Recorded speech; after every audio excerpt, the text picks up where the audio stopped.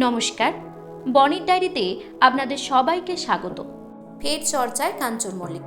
দক্ষিণ কলকাতার এক বেসরকারি হাসপাতালে ৩রা নভেম্বর এক সুস্থ কন্যা সন্তানের জন্ম দেন কাঞ্চন পত্নী শ্রীময়ী চট্টরাজ। দিন কয়েকের মধ্যেই মেয়েকে নিয়ে বাড়ি ফেরেন দম্পতি। নবজাতক বা প্রসূতির কোনো শারীরিক জটিলতার খবর জানা যায়নি। তবে ওই বেসরকারি হাসপাতালের খরচ হয়েছে ৬ লক্ষ টাকা।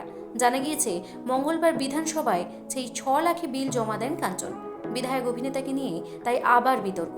কিভাবে এত বড় অঙ্কের বিল হয়, প্রশ্ন উঠেছে বিভিন্ন মহলে। বিধানসভায় কাঞ্চন মেডিকেল বিল জমা দেওয়ার পর থেকেই শ্রীময়ীকেও অনেক প্রশ্নের সম্মুখীন হতে হয়েছে।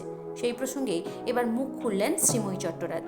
সমাজ মাধ্যমে শ্রীময়ী দাবি করেছেন, সরকারি কর্মী হিসেবে স্বাস্থ্য সংক্রান্ত খরচ পেতেই পারেন তার স্বামী। তাছাড়া কে কোথায় খরচ করবেন তা নিয়েও কারো মাথা ঘামানোর প্রয়োজন নেই বলে দাবি অভিনেত্রী। তিনি লিখেছেন, বিধানসভায় বিল জমা দিয়েছি কি দেইনি সেই বিষয়ে আমি উত্তর দেওয়ার কেউ নই।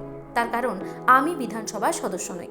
আর আমার স্বল্প অভিজ্ঞতা যেটা বলে, যা দেখেছি এতকাল ধরে, যে কোনো সরকারি কর্মচারী তারা তাদের মেডিকেল পরিষেবাটা পায়। এটাই সরকারি কর্মচারীদের একটা বড় সুবিধা।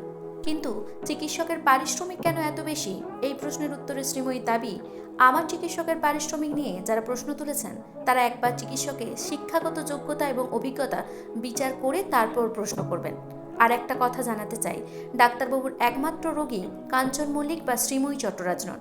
একবার ডাক্তারবাবু সেই দিকটা যাচাই করে এবং ডাক্তারবাবু কে, ডাক্তারবাবুর রোগী কারা, তার সম্বন্ধিত সমস্ত তথ্য যাচাই করে তারপর বিভিন্ন মন্তব্য পেশ করা উচিত বলে আমার মনে হয়। শ্রীময়ী সাপ কথা, কে কোন চিকিৎসককে বেছে নেবেন, কে কোন রেস্তোরাঁয় খাবেন, কে কোন জামা কাপড় পরবেন, কোথা থেকে কিনবেন, কার সরকারি না বেসরকারি হাসপাতালের সন্তানের ডেলিভারি হবে, এটা একান্ত তাদের ব্যক্তিগত মতামত।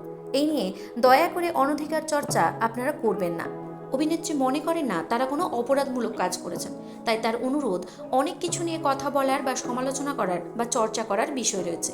কাঞ্চন মল্লিক আর শ্রীময়ী চট্টরাজের কটা বাচ্চা হলো, কোথায় হলো বা কত টাকা খরচ হলো, এই ধরনের চর্চা করে নিজের শিক্ষার পরিচয়টা আর বাড়াবেন না।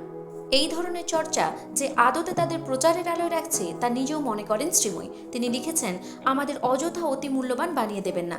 এই পৃথিবীর অনেকেই মা হয়েছেন তাদের নিজেদের মতো করে, নিজের ইচ্ছা অনুযায়ী এবং একান্ত ব্যক্তিগতভাবে, নিজেদের পছন্দ মতো চিকিৎসক ও হাসপাতালে।